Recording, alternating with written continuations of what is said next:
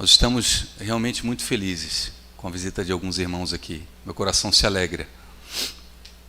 Amém.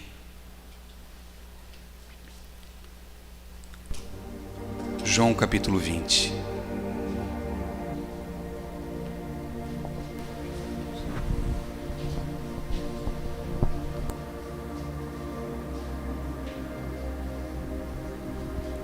Glória a Deus. E no primeiro dia da semana, Maria Madalena foi ao sepulcro de madrugada, sendo ainda escuro, e viu a pedra tirada do sepulcro. Correu, pois, e foi a Simão Pedro e a outro discípulo a quem Jesus amava, e disse-lhe: levaram o Senhor do sepulcro, e não sabemos onde o puseram. Então Pedro saiu com o outro discípulo e foram ao sepulcro. E os dois corriam juntos, mas o outro discípulo correu mais apressadamente do que Pedro e chegou primeiro ao sepulcro. E abaixando-se, viu no chão os lençóis, todavia não entrou. Chegou, pois, Simão Pedro, que o seguia, e entrou no sepulcro, e viu no chão os lençóis, e que o lenço que tinha estado sobre a sua cabeça não estava com os lençóis, mas enrolado num lugar à parte. Então entrou também o outro discípulo que chegara primeiro ao sepulcro, e viu e creu. Até aqui, irmãos. Você pode fechar os teus olhos? Se você puder, ore nesse momento, peça para que o Senhor fale ao teu coração.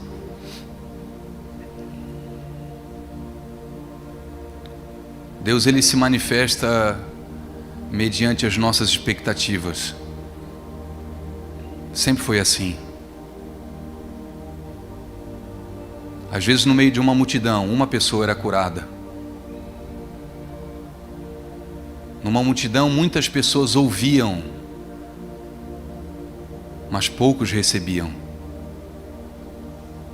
No meio de uma multidão, uma mulher toca na orla das vestes do Senhor e recebe aquilo que quer.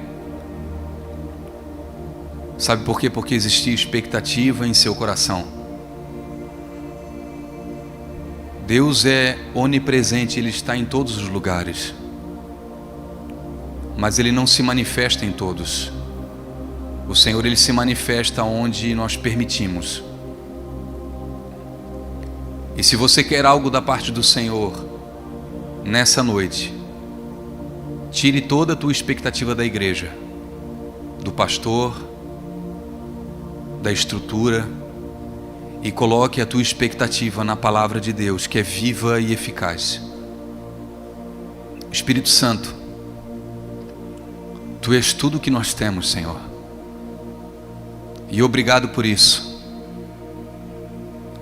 Obrigado, Deus, porque nós não temos uma estrutura para emocionar as pessoas. Nós não somos contra, mas nós não temos. O que temos, Senhor, é o desespero pela Tua presença. É o desespero total, Senhor, pela manifestação do Senhor. Sem Ti, Deus, nós não somos nada. Diante do Senhor, nós somos, Senhor, como nada. Quando o sol da justiça brilha, não há espaço para estrelas. Quando o sol está brilhando, não há espaço para a escuridão. Que a Tua luz venha sobre nós nessa noite, clareando a nossa mente e o nosso coração. Me ajuda, Senhor, porque capacidade eu não tenho. Limitação é grande, Pai, mas eu sei que eu não vou falar de mim, vou falar do Senhor. Te peço uma coisa, vem nesse lugar. Vem agora, Senhor, com a Tua presença. Toca nos corações agora, Espírito Santo de Deus. Não na emoção, mas no caráter. Na crença, Pai, em nome de Jesus, em nome de Jesus. Amém.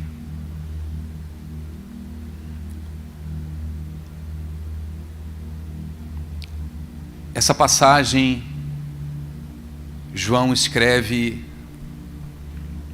após a ressurreição de Jesus Cristo. Jesus Cristo ressuscitou, irmãos. Ele não está morto.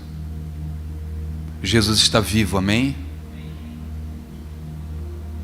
Jesus está vivo.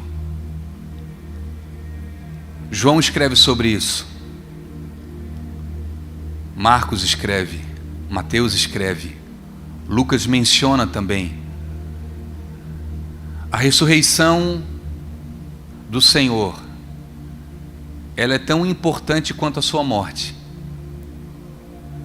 Se nós nos baseássemos somente na morte de Jesus Cristo, a nossa crença seria capenga. Cremos na morte e na ressurreição de Jesus. Através da sua morte, o nosso pecado foi colocado sobre ele. Através da sua morte, a minha injustiça foi imputada sobre a justiça de Jesus. Na morte de Jesus Cristo, a minha podridão foi imputada sobre a pureza dele. Mas na ressurreição de Jesus, eu ganhei a vida eterna. Foi através da ressurreição do Senhor que a morte foi aniquilada. E nós passamos de um estado de morte para um estado de vida eterna. Você pode dar um glória a Deus aí, meu querido? Você não é dessa terra, tá?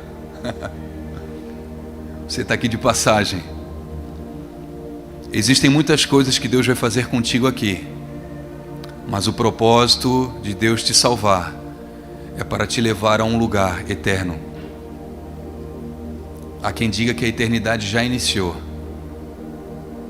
Por isso, irmãos, que nós temos esse desejo desesperado muitas vezes de estar com Ele. Eu não sei se vocês é assim, mas às vezes me pego falando para o Senhor: Senhor, volta logo, vem buscar a tua igreja.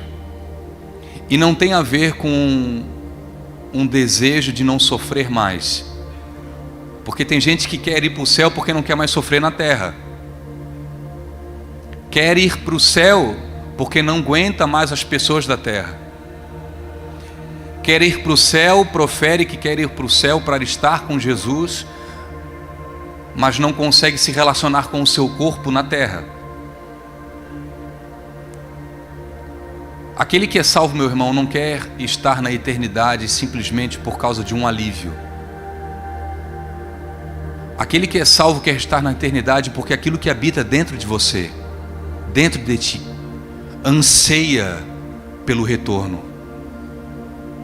O Espírito Santo está dentro de você e ele anseia para voltar para esse lugar.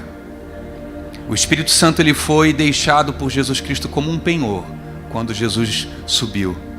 O meu Espírito vai ficar com vocês até que eu volte e vos leve. Só que enquanto Jesus Cristo não volta, o Espírito está dentro de nós, nos preparando, nos moldando para estar nesse lugar. E quando João escreve sobre a ressurreição de Jesus, a ressurreição é algo muito lindo, irmãos. Jesus havia predito sobre a sua ressurreição, sobre a sua morte.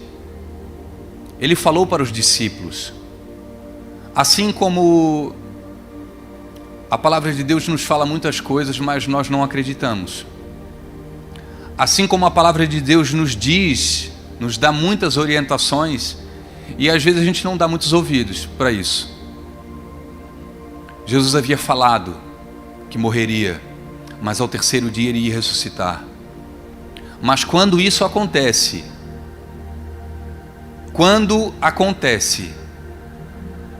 os discípulos, eles ficam sem chão.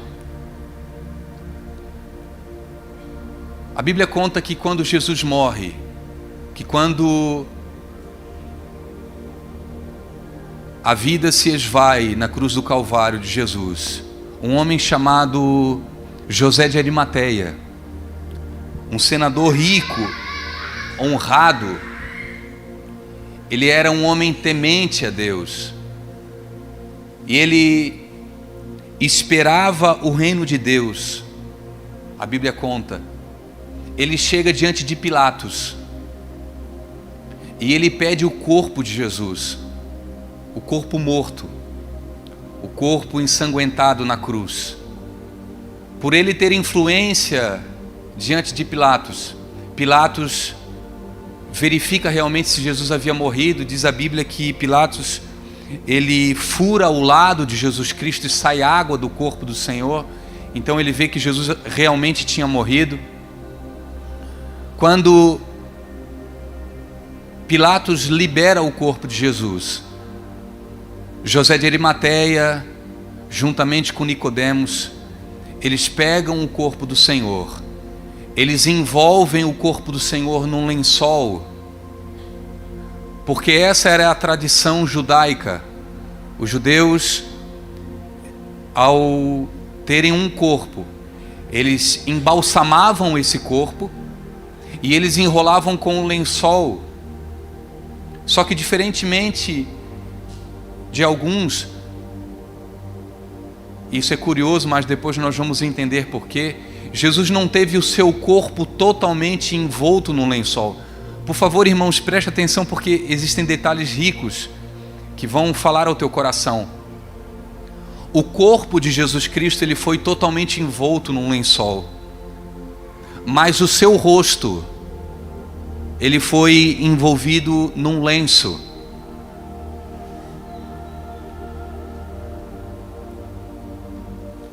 Jesus então, ele é colocado por José de Arimateia no seu túmulo. José de Arimateia tinha um túmulo pessoal, e ele dá esse túmulo para Jesus.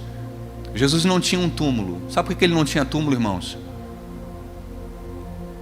Só tem túmulo quem morre. Jesus morreu e ressuscitou.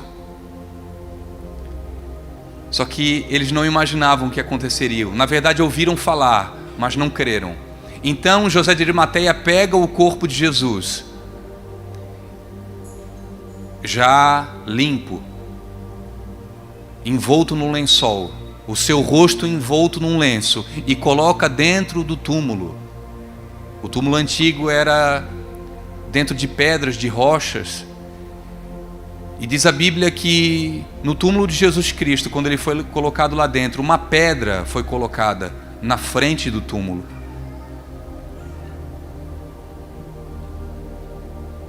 No dia seguinte da morte de Jesus, Jesus morreu numa sexta-feira. Os sacerdotes, os fariseus, sabendo, e eles tramaram a morte de Jesus Cristo, mesmo sendo o plano de Deus, eles chegam diante de Pilatos. Isso tudo que eu estou falando, irmãos, a Bíblia fala, tá? Eu só não vou ficar dando referências toda hora, porque eu quero chegar um pouquinho mais à frente. Esses fariseus, esses líderes religiosos, eles chegam diante de Pilatos e falam assim: ó, esse enganador, ele disse que ao terceiro dia iria ressuscitar, mas ele está tramando alguma coisa. Por favor, eu te peço, Pilatos, liberem alguns guardas para cercar o túmulo de Jesus, para que esteja lá na frente, para que nenhum dos seus discípulos roubem o corpo do Senhor e falem que Jesus Cristo ressuscitou. Mateus 27 vai falar sobre isso. Então Pilatos, ele libera esses guardas, e quando Jesus é colocado naquele túmulo, os guardas estavam na frente do túmulo de Jesus Cristo, guardando para que ninguém chegasse lá. No final do sábado, os guardas já estavam desde a parte da manhã. No final do sábado, de madrugada, início para domingo. Os irmãos estão comigo aqui, irmãos? Algumas mulheres, elas se propõem ir até o túmulo de Jesus Cristo para embalsamar o corpo do Senhor. Porque como Jesus Cristo foi crucificado e elas não tiveram acesso ao corpo, elas propuseram em seu coração: vamos até lá para embalsamar o corpo do Senhor. com aromas, vamos ungir. Mal sabiam elas que Jesus Cristo até já tinha dito que o seu corpo já tinha sido embalsamado lá naquele jantar em Betânia, por Maria, que os irmãos que conhecem um pouco de Bíblia sabem. Ela pega um vaso de alabastro e unge a cabeça do Senhor, e aquele óleo vai depois para os pés, e com seus cabelos ela enxuga os pés do Senhor. Os discípulos, eles ficam extasiados, mas como pode essa mulher, um desperdício desse, gastar tudo aos pés de Jesus? Por que elas não venderam e deram aos pobres? Jesus falou assim: não, vocês não sabem o que ela está fazendo, aos pobres vocês sempre têm. Essa mulher está ungindo o meu corpo para a minha sepultura. Quando no domingo pela manhã, de madrugada, essas mulheres chegam lá, Maria Madalena, Salomé e a outra Maria, elas chegam lá, elas veem a pedra do túmulo rolada para o lado. E o engraçado é que Marcos 16 vai dizer que elas falam assim: vamos lá nós embalsamar o corpo de Jesus. Mas elas falam assim: como é que a gente vai fazer para rolar aquela pedra? O corpo está lá dentro.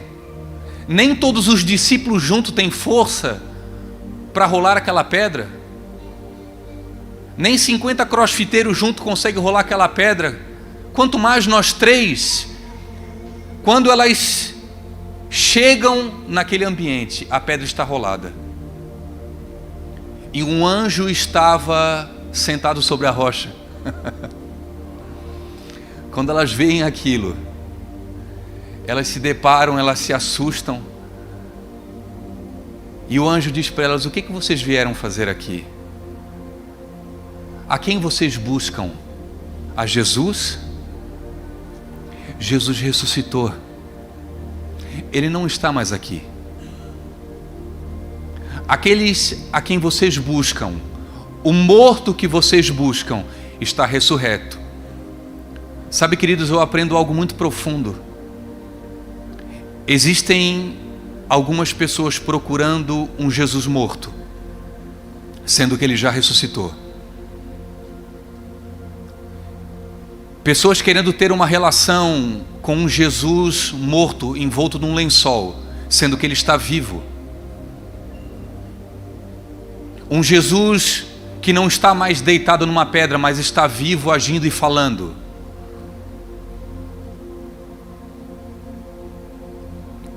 Elas se deparam com aquela notícia e o anjo, ele diz algo muito profundo em Marcos 16, que eu gostaria de ler com os irmãos. No verso 4 de Marcos 16: e olhando viram que a pedra já estava revolvida, e ela era muito grande, muito grande. E entrando no sepulcro viram um jovem assentado à direita, vestido de roupa comprida de branca, e ficaram assustadas. Porém ele disse: não vos assusteis, buscai a Jesus. Não vos assusteis, buscai a Jesus o Nazareno que foi crucificado. Ele já ressuscitou, não está aqui. Eis aqui o lugar onde o puseram. Verso 7, irmãos: mas ide e dizei aos discípulos e a Pedro que ele vai adiante de vós para a Galileia, e ali o vereis.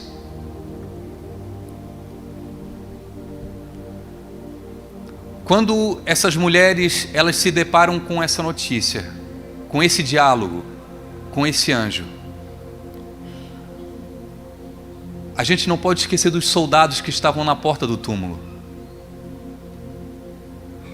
A Bíblia diz que quando eles veem essa glória do anjo, aquilo que estava acontecendo, uma conversa das mulheres com um anjo, eles caem como mortos, assustados, e eles fogem daquele lugar. E eles saem correndo para avisar os líderes religiosos, os fariseus. Diz a palavra do Senhor no Evangelho de Mateus, capítulo 28, verso 11, que esses soldados, quando eles chegam para dar uma notícia aos fariseus, aos líderes religiosos, que Jesus havia ressuscitado, que eles ouviram o anjo falando, a conversa daquelas mulheres. Os líderes falam assim: vocês vão inventar uma história, vocês vão falar que o corpo de Jesus foi roubado, e está aqui um dinheiro, um cala-boca para vocês espalhar essa notícia. E diz a Bíblia que até hoje essa notícia é espalhada, é falada em Israel. Por isso que até hoje eles esperam o Messias, porque eles não creem que Jesus era o Messias, muito menos que ele ressuscitou.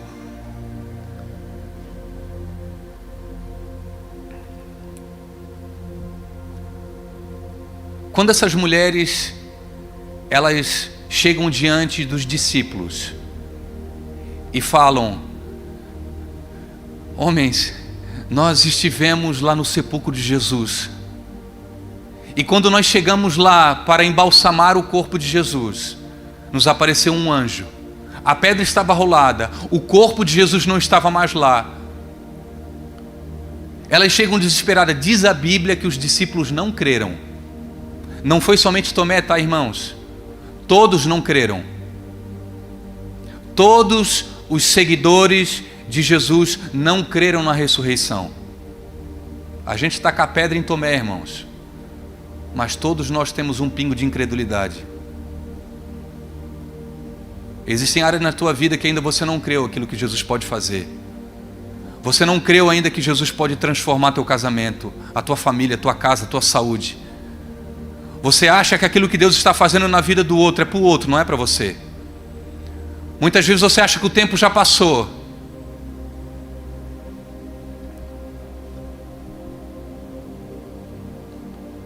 Quando eles recebem aquela notícia, diz a Bíblia que Tiago, ou melhor, Pedro e João, eles saem correndo e vão até o túmulo de Jesus, que é a história que nós lemos no início da ministração. Por que eu falei isso tudo, irmãos? E por que Jesus, ou melhor, o anjo, quando está diante das mulheres, fala assim: vão e avisem os discípulos e a Pedro que Jesus não está mais aqui. Em Lucas capítulo 22, eu gostaria de ler com os irmãos.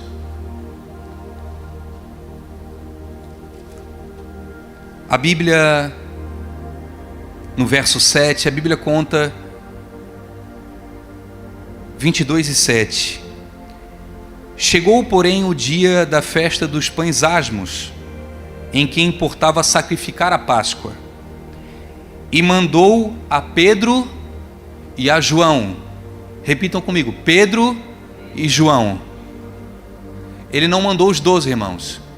Ele pediu para Pedro e João, dizendo: preparai-nos a Páscoa, para que a comamos. E eles lhe perguntaram: onde queres que a preparemos?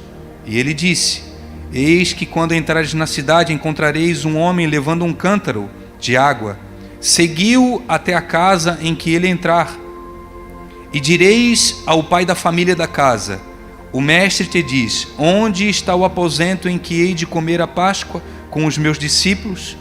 Então ele vos mostrará um grande cenáculo mobiliado. Aí fazei os preparativos. Queridos, Jesus Cristo, ele já sabia nesse momento que o seu fim estava próximo nessa terra, que a sua morte estava chegando, que ele seria levado para ser crucificado. Então ele pede para Pedro e João: vão lá e preparem a Páscoa, uma ceia para nós. Pedro e João, provavelmente, irmãos, viram um lugar, acharam um lugar, viram que era muito bonito. Eles saíram para comprar comida, eles saíram para comprar vinho, eles prepararam o ambiente, prepararam a mesa para os demais discípulos. Eles fizeram todo o trabalho de servo, o trabalho que os servos tinham na casa dos senhores. Jesus dá essa responsabilidade a eles. Quando Jesus está naquele momento na ceia. Jesus ele começa a proferir sobre o seu corpo, sobre o seu sangue, que você conhece muito bem essa passagem. Diz a Bíblia que os 12 discípulos estavam com o Senhor. E o que eu acho maravilhoso, no verso 20 do capítulo 22, semelhantemente tomou o cálice depois da ceia, dizendo: este cálice é o novo testamento no meu sangue, que é derramado por vós. Mas eis que a mão do que me trai está comigo à mesa. Na verdade, o Filho do Homem vai segundo o que está determinado, mas ai daquele por quem o homem é traído. Não estavam somente os bonzinhos, Judas estava junto na ceia, irmãos. Cláudio, Judas, o traidor, o ladrão, estava participando da ceia. E quem que estava dando a ceia? Jesus. E nós, igreja, não queremos dar ceia para todo mundo. Nós selecionamos para quem nós damos. E eu não estou me referindo à Batista Filadélfia, tá, irmãos? Quem somos nós para dizer esse pode tomar ceia e esse não pode? Não, mas o Cláudio, mas o Daniel, não, esse ali está em pecado. Jesus deu a ceia para Judas. Já sabia que ele iria trair ele. E mesmo assim, ele compartilha o pão com ele. Sabe, queridos, eu aprendo algo muito profundo. A igreja, ela deve abraçar a todos.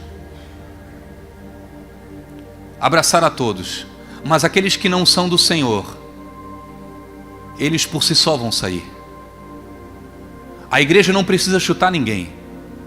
A igreja não precisa excluir ninguém. A igreja precisa amar. A igreja precisa ensinar. A igreja precisa mostrar o caminho. Não é a teologia do amor, não, irmãos. Porque o amor confronta, o amor instrui, o amor coloca a luz sobre a escuridão. Mas nós não temos o poder de afastar ninguém. Assim como Jesus não afastou Judas, aquele que queria ser o responsável pela sua morte. Depois daquele momento de ceia, diz o verso 24, irmãos, que se levantou uma grande contenda entre os discípulos, perguntando quem era o maior entre eles. Engraçado, por que essa contenda se levantou depois desse jantar? A Bíblia não conta, irmãos, mas eu comecei a pensar sobre isso. E em cima das palavras de Jesus Cristo, e houve também no verso 24 do 22 de Lucas, e houve também entre eles contenda sobre qual deles parecia ser o maior.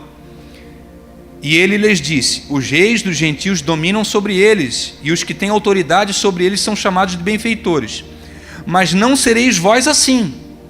Antes o maior entre vós seja como o menor, e quem governa como quem serve.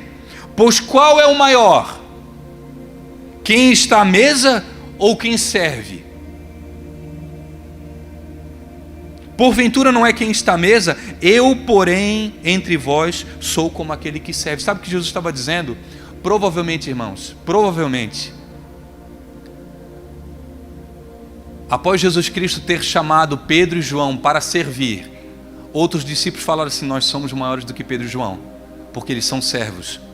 Jesus está começando a colocar as pessoas no seu devido lugar. Os menores para servir, os maiores para serem servidos. Tanto que nessa passagem até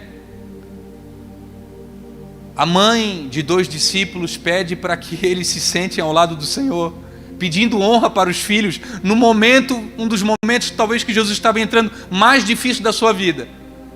Olha a cabeça dos discípulos, passaram 3 anos ao lado de Jesus, ouvindo as palavras, tendo os ensinamentos. E quando Jesus começa a falar sobre a sua morte, sobre a ressurreição, os caras começam a brigar por posição. Os caras começam a perguntar, a brigar quem é a igreja maior, quem é a igreja que tem mais alcance, quem é a igreja que faz mais obra social, quem é o pastor que tem mais influência na cidade. Jesus está prestes a ir para a cruz. E as pessoas preocupadas consigo, com picuinhas. Ai, porque tu falou de mim, porque tu mexeu no meu calo, eu vou até ir tirar satisfação contigo. Meu Deus, gente. Meu Deus, que evangelho que nós estamos servindo, vivendo. Que evangelho é esse? Que enquanto uns morrem na cruz, outros estão querendo posição.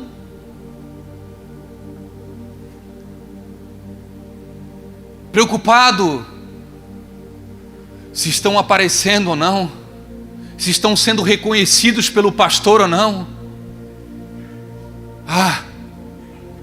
Que Deus tenha misericórdia de nós, porque o pecado é nosso. Assim como o amor é nosso, o pecado também, Romualdo. Que Deus tenha misericórdia das nossas vidas. Que Deus traga arrependimento na igreja, para que a gente viva um evangelho de verdade. Porque enquanto Jesus foi para a cruz, morreu por ti, entregou a sua vida, eu falo isso, eu já cansei de falar para vocês, eu não entregaria as minhas filhas por nenhum de vocês. Por nenhum de vocês. Mas Jesus Cristo entregou o único filho por todos. E nós preocupando com posição, porque falaram de mim, porque estão me menosprezando.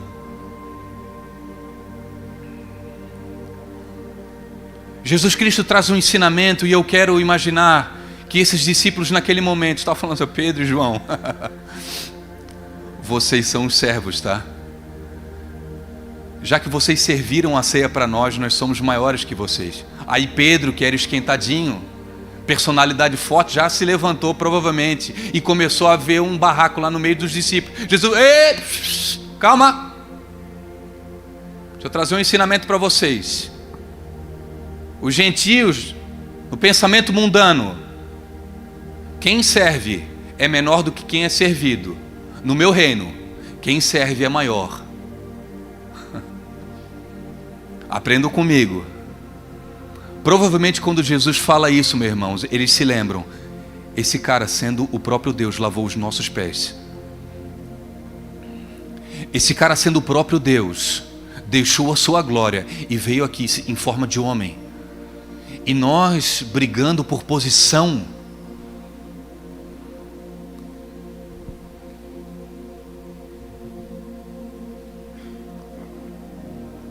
Falamos que amamos o Senhor, falamos que amamos pessoas, mas na primeira diferença que nós temos, nós nos afastamos.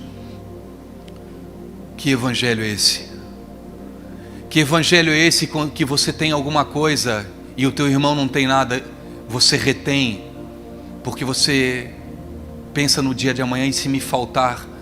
Que evangelho é esse? Você podendo fazer o bem para uma pessoa e você não faz. Você consegue ficar com as tuas mãos levantadas num domingo à noite? Que evangelho é esse? Que você fala que ama Jesus Cristo acima de todas as coisas, mas no primeiro momento que Jesus tira a sua mão da direção, do controle, no primeiro momento, você clamando a Deus e pedindo: Jesus, toma conta da minha vida, direciona o meu viver. No primeiro momento que o barco, ele vai entrando numa tempestade e Deus tira a sua mão do leme. Eu falei sobre isso, Deus tem me ensinado sobre isso. No primeiro momento que Deus tira a tua mão do leme, você fala: Senhor, mas por quê? E Deus responde: meu filho, mas você pediu para eu ter o controle.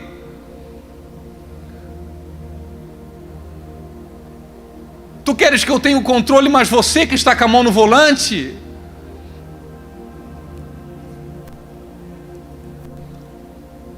Depois que Jesus apazigua essa briga dos discípulos, no verso 31, disse também o Senhor, se o Romero puder colocar ali para a gente, de Lucas 22, disse também o Senhor: Simão, Simão. Olha aqui para mim, queridos. Jesus ora chamava Pedro de Pedro, ora chamava de Simão. Eu já ministrei uma vez sobre isso. Simão, o significado de Simão é areia, levado ao vento, é uma areia sem estrutura. E Pedro é rocha. Ora Deus chamava Pedro de Pedro. Quando Pedro tem a revelação do céu que Jesus Cristo era o Filho de Deus em Pedro, isso aí não foi homem que te revelou, não. Foi meu Pai que te revelou. Mas agora nesse momento ele fala assim: Simão, Simão. Inconstante. É como se Deus falasse assim, Jesus estivesse falando para ele assim, ó, o homem vacilante. Eis que Satanás pediu para cirandar vocês como trigo, os discípulos. Ele pediu para mim. Mas eu roguei por ti, Pedro. Eu clamei por ti, Pedro, para que a tua fé não desfalecesse. E tu, quando te converteres... Cara, Jesus é muito duro. Se a gente falar para algumas pessoas hoje na igreja que as pessoas não são convertidas por causa de algumas atitudes, as pessoas saem da igreja. A primeira palavra que o pastor dá um pouquinho mais forte, as pessoas... Mas Jesus disse de um cara que estava 3 anos caminhando ao lado de Jesus. 3 anos, tinha largado tudo. Mas tu, quando te converteres, Simão, confirma os teus irmãos. E Pedro disse: Senhor, eu estou pronto para ir contigo à prisão e à morte. Mas ele disse: Pedro, eu te digo que não cantará o galo antes que 3 vezes tu me negues. Você conhece a história. Jesus, depois desse jantar, da ceia, ele vai para o Getsemane. Ele está lá com os discípulos. Ele chama Pedro, Tiago e João para estar com ele a um lugar à parte, num tiro de pedra, numa distância, porque estavam os 12 lá, ou melhor, os 11, porque Judas já tinha programado a traição. Os discípulos estavam naquele ambiente. Jesus chama Pedro, Tiago e João: venham comigo, vigiem comigo pelo menos 1 hora. Jesus começa a se angustiar, porque ele já estava prevendo não somente a dor física, mas principalmente o teu pecado, o meu pecado, que viria sobre ele. Você consegue imaginar o que Jesus estava sentindo naquele instante? Pense um pouquinho, você que tem o Espírito Santo de Deus, quando você peca, que isso acontece muitas vezes. Quando eu peco, que isso acontece muitas vezes, como que você se sente? Você se sente o pior de todos. Quando você fala o que não deveria falar. Quando você faz aquilo que não deveria fazer. Quando você põe a mão aonde você não deveria pôr. Você se sente mal, sabe por quê, irmãos? Porque isso é o pecado. E sabe, essa tristeza é produzida pelo Espírito. Só que esse pecado é teu. Naquele momento da cruz, Jesus Cristo tomou o pecado da humanidade sobre si. No Getsemane, Jesus já estava sentindo a dor que era sua, a dor que era minha. Diz a Bíblia que ele se angustia de tal forma que ele começa a suar gotas de sangue.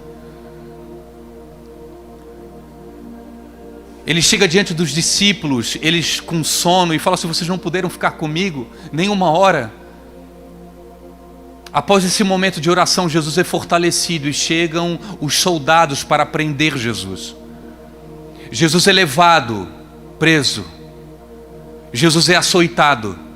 Jesus é injustiçado. Jesus Cristo é colocado na cruz. E Jesus Cristo morre.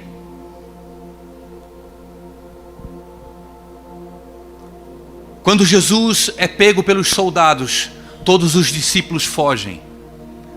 Inclusive aquele que havia acabado de falar: Jesus, eu estou pronto para ir contigo à prisão e até a morte. As palavras de Jesus Cristo é mais ou menos, irmãos, como a minha e a tua palavra algumas vezes: Senhor, eu te amo mais que tudo. E Jesus responde lá de cima assim: meu filho, Se tu não és capaz de ser fiel nem nisso, como tu me amas mais que tudo? Mas quando tu te converteres, eu tenho algo na tua vida. Calma, vai chegar o tempo. Jesus é morto, Raquel, na sexta-feira. Imagina o coração de Pedro.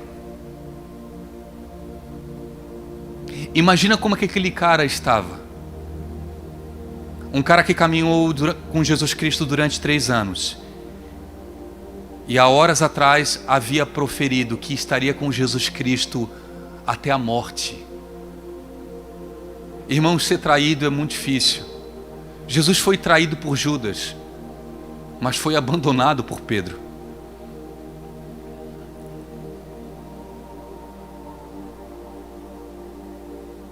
Pedro talvez estava no seu pior dia da sua vida. Eu acho que Pedro passava pela cabeça assim: por que eu nasci? Por que Jesus me chamou? Eu poderia ter continuado naquele barco de pesca, eu poderia ter continuado a minha vida. Por que aquele homem me encontrou? Por que aquele homem mudou a minha vida? Por que esse homem encheu a minha cabeça com aquelas histórias? Pedro estava muito mal, irmãos.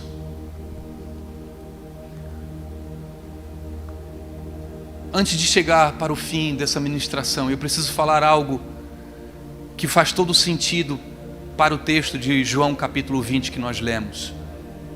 O porquê que Jesus chama Pedro e João para preparar a ceia. Porque isso tem tudo a ver com João capítulo 20, quando João e Pedro chegam no túmulo do Senhor. Existe uma tradição, um costume judaico, que desde os mais novos judeus, você pode pesquisar, irmão, isso é uma tradição muito antiga. Todas as crianças conhecem a tradição da ceia que existe entre o amo e o servo, entre o senhor e o servo. Todo homem de propriedade, todo homem que tinha posse, quando ele iria fazer um banquete na sua casa, ele chamava o seu servo. Isso era uma tradição judaica. Ele chamava o seu servo, preste atenção, e ele falava para o seu servo assim: prepare a ceia, prepare o almoço, prepare a janta. Eu quero comer isso, eu quero comer aquilo, você prepare dessa forma. E o servo, ele preparava tudo exatamente como o Senhor estava pedindo. O servo não somente colocava a comida sobre a mesa, mas ele preparava o ambiente, a mesa. E diante da mesa, ele colocava um lenço ao lado de onde o seu Senhor iria comer. Os homens daquela época, de forma costumeira, tinham barba, e não eram barba pequena igual a nossa, assim, eram barba grande. Então quando eles comiam, a sua barba ela ficava suja. Então esse lenço era utilizado para limpar o seu Senhor assim que ele terminasse a refeição. Então ele preparava todo aquele ambiente, o servo preparava a janta, e ele ia para o lado de fora. O seu Senhor entrava naquele ambiente da janta, da ceia, e ele comia. O servo ficava do lado de fora, o Senhor ficava do lado de dentro. Enquanto o Senhor estivesse comendo ali dentro, o servo não poderia entrar naquele ambiente. Quando o seu Senhor tivesse terminado a refeição, ele saía daquele ambiente. Quando ele saía, o servo entrava naquele ambiente, e ele via se o lenço que estava em volta, do lado do prato onde o seu Senhor estava comendo, se o lenço estava dobrado ou se estava jogado sujo.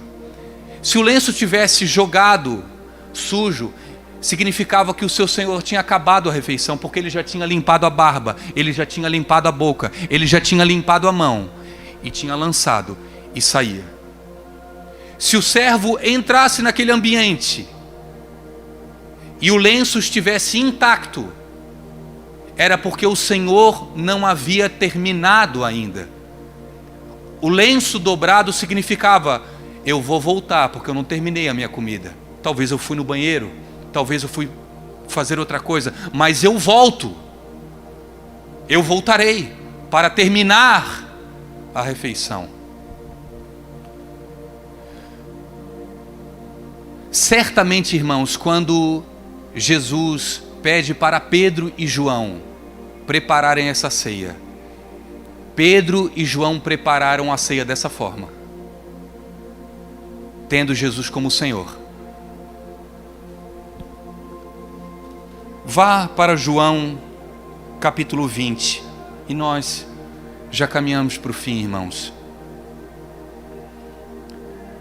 João capítulo 20, acompanhe comigo ali no telão se você não está com a Bíblia. E no primeiro dia da semana, Maria Madalena foi no sepulcro de madrugada, sendo ainda escuro, e viu a pedra tirada do sepulcro. Correu, pois, e foi a Simão Pedro e a outro discípulo a quem Jesus amava, e disse-lhes: levaram o Senhor do sepulcro, e não sabemos aonde puseram. Então Pedro saiu com outro discípulo e foram ao sepulcro. Os dois corriam juntos. Imagina o desespero desses caras. Imagina o desespero de Pedro. Mas o outro discípulo correu mais apressadamente que Pedro e chegou primeiro ao sepulcro. Provavelmente João fazia crossfit, Pedro não. E abaixando-se, viu no chão os lençóis. Todavia não entrou. Olha aqui para mim, irmãos. João, ele chega primeiro no túmulo de Jesus. Ele chega na beira do túmulo. Ele vê os lençóis no chão. E ele sai, mas ele não entra lá dentro. Continuando. Chegou, pois, Simão Pedro, verso 6, que o seguia, e entrou no sepulcro. E viu no chão os lençóis, e que o lenço que tinha estado sobre a sua cabeça não estava como os lençóis, mas enrolado num lugar à parte. Então entrou o outro discípulo que chegara primeiro ao sepulcro, e viu e creu.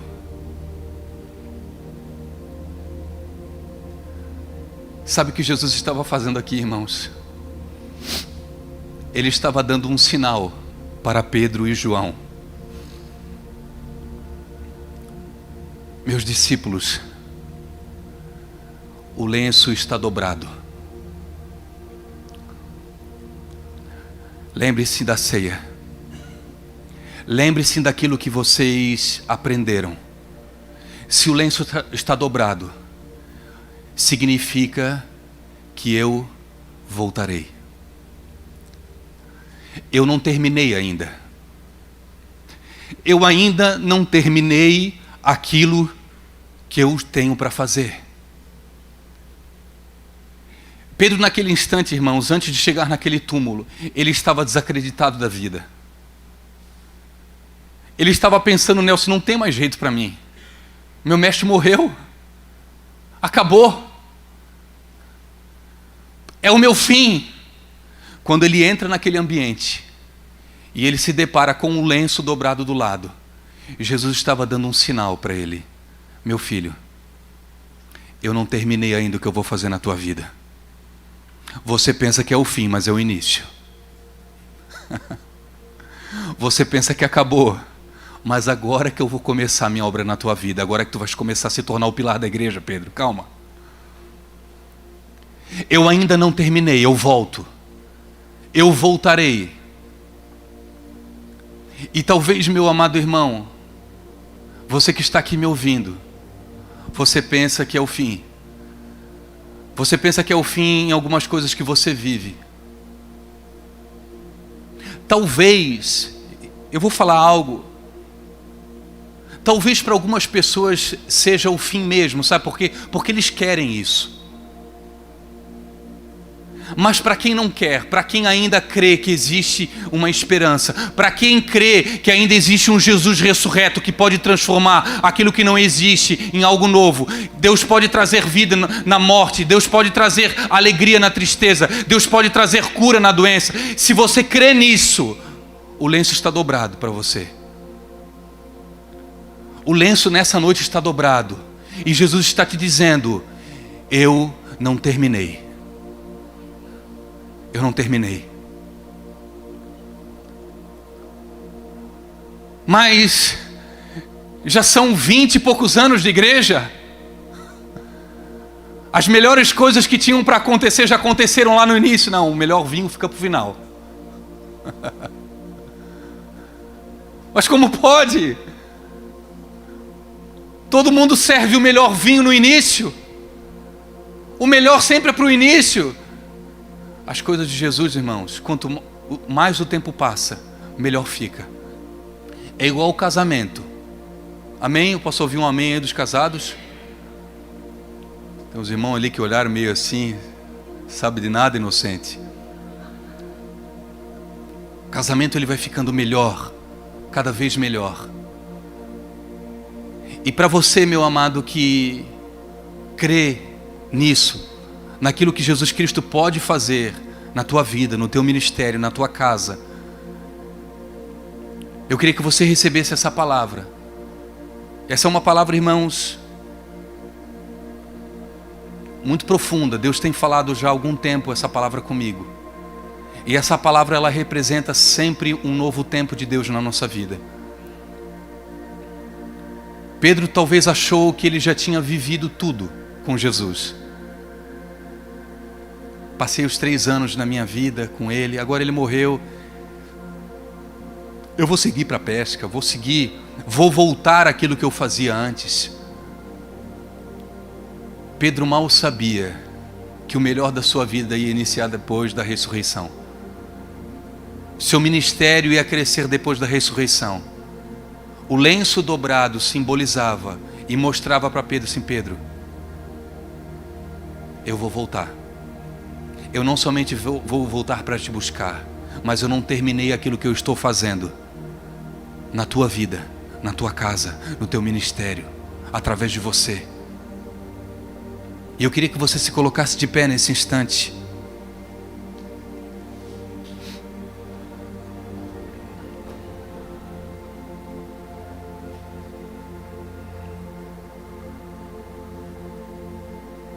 Eu tenho vivido, irmãos, algumas experiências particulares com o Senhor. E eu creio de verdade que isso não tem a ver comigo, ou melhor, que tem a ver somente para mim. É algo que Deus está querendo fazer na igreja e que Deus está fazendo na igreja. E quando eu me refiro à igreja, não se refiro à nossa igreja, mas à igreja do Senhor Jesus. Jesus está preparando as nossas vidas para viver um novo tempo. Eu creio nisso, irmãos. Eu creio que o Senhor está trabalhando no nosso coração. O Senhor está nos lapidando. O Senhor está nos instruindo para que a gente entre num novo tempo. Mas como eu faço para saber, Dani, que Deus está fazendo isso na minha vida? Eu estou te dizendo, o lenço está dobrado. Eu estou aqui, irmãos, com muita humildade, mas eu estou aqui como um profeta nessa noite na tua vida, te dizendo, o lenço está dobrado sobre a tua vida. O lenço está dobrado sobre o teu ministério, sobre a tua casa. Deus não terminou. Ele vai concluir aquilo que Ele começou. Enquanto você pensa que é o fim, Deus está falando, é o início de uma nova estação. Quando você pensa, nossa, mas eu já vivi tudo, Deus está falando, meus planos são maiores. Os meus caminhos são mais altos. Mas Deus, eu já conheço de tudo. Deus te diz, meu filho, o que é uma gota de água perto de um oceano? É isso que você conhece da minha presença. Basta que você creia. Basta que você creia. Eu convido você a fechar os teus olhos nesse instante. Eu quero te convidar a você vir aqui na frente, se você quer receber uma oração. Se existe algo no teu coração que tem impedido de você crer nisso, naquilo que Deus tem para a tua vida, aquilo que Deus tem para a tua casa. Se você durante algum tempo já foi como Pedro, desacreditou de tudo, está angustiado, por causa dos teus erros, por causa das tuas falsas promessas. Você está decepcionado consigo mesmo. Talvez existam nesse momento pessoas que estão aqui decepcionadas consigo mesmo, falando: não tem jeito para mim. Deus está te dizendo: meu filho, tem jeito. Se coloque na minha mão. Permita eu trabalhar no teu coração. Permita eu te tirar dessa gaiola. Permita eu te dar asas.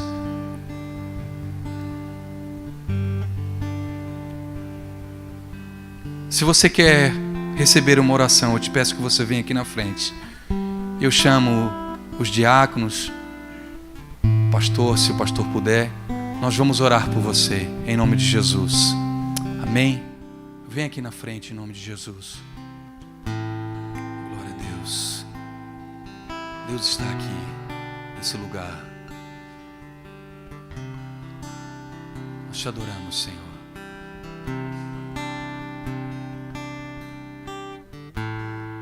Agita as águas paradas da minha alma.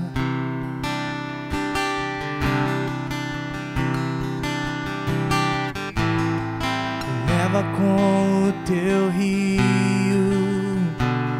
que traz vida.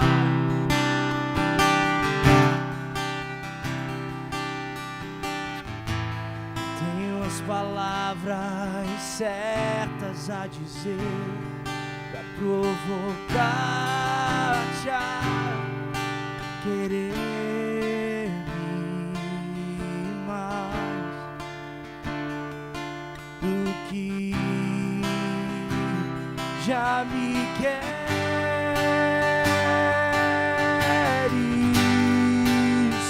Então vem como prometestes. Derrama o teu Espírito, derrama o teu Espírito. Então vem como prometestes. Derrama o teu Espírito, derrama o teu Espírito. Invade minha escuridão, aonde me escondo.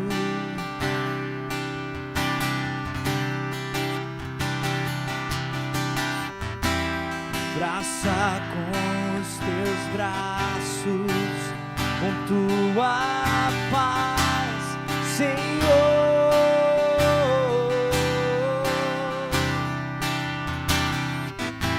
Me alcanças quando me escondo, sim. Sim, me alcanças quando fujo, Senhor. Encher minha alma de amor.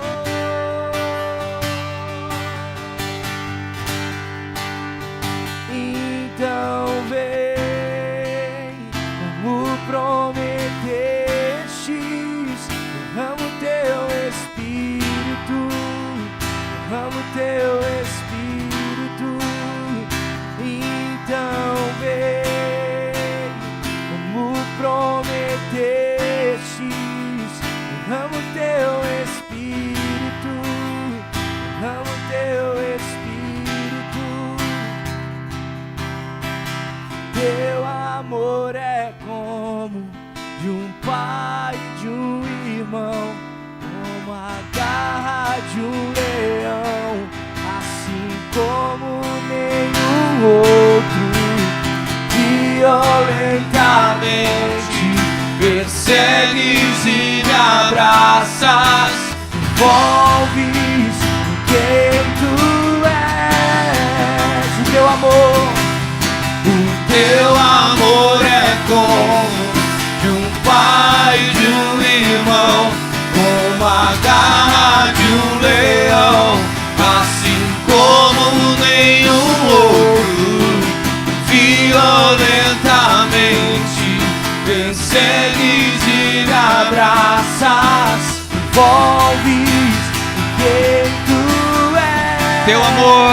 teu amor.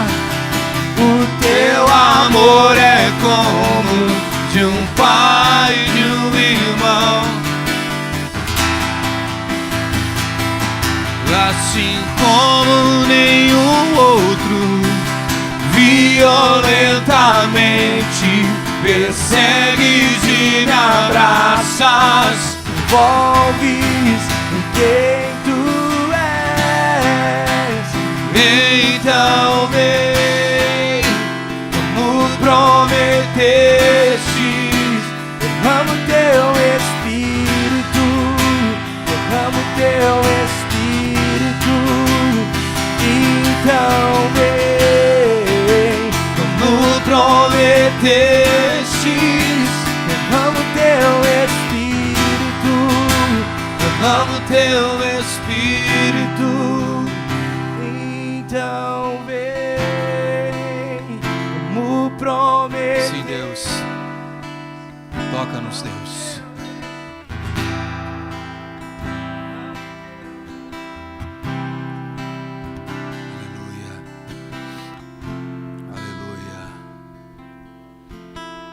Querido, você pode confiar em Jesus, amém? Jesus não é como os homens. Jesus não é como eu e você muitas vezes, que as pessoas pisam na bola conosco e a gente se afasta. Jesus não.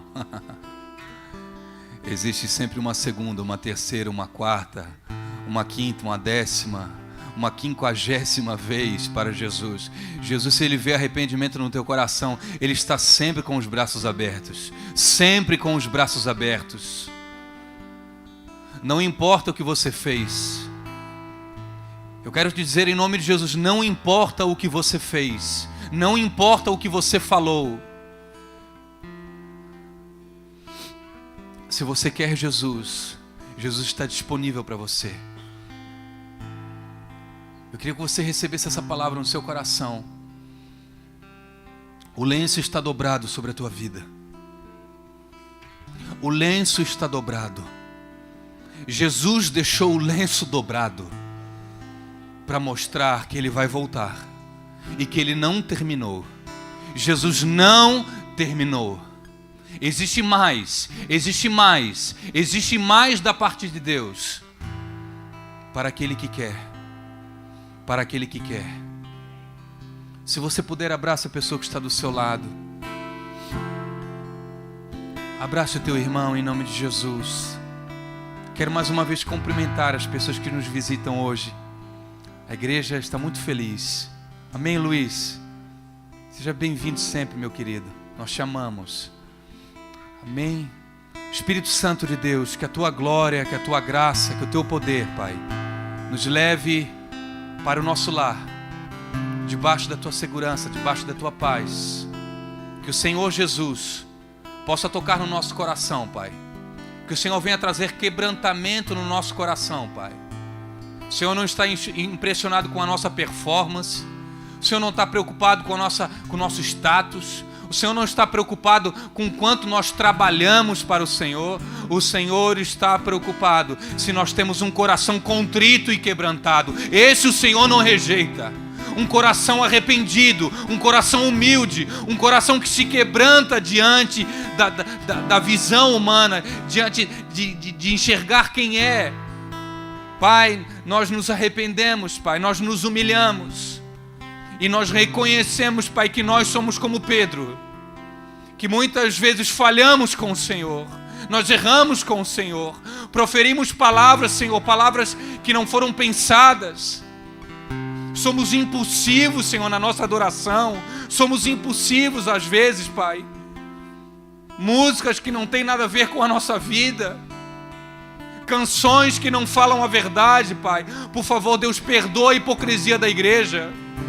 Perdoa, Deus, porque levantamos a mão no domingo à noite, mas falamos mal do irmão na segunda-feira, Pai. Perdão, Jesus, porque choramos no domingo à noite, mas viramos a cara na segunda-feira para os outros. Deus, tem misericórdia de nós.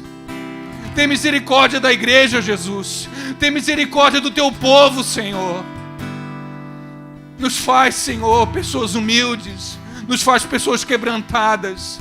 e pessoas que acreditam que o Evangelho é poderoso para transformar o homem.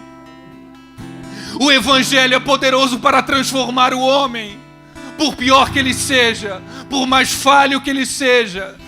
Jesus Cristo está vivo, Ele não está morto.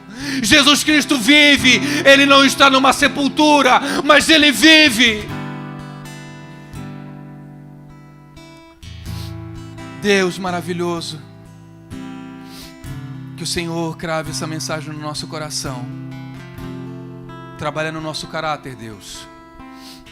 Menos emoção e mais crença, mais fé, mais verdade, Pai. Em nome de Jesus nós oramos. Amém. E graças a Deus. Amém, queridos. Você vá na paz de Jesus. Que Deus te abençoe. Uma semana abençoada para os irmãos. Glória a Deus.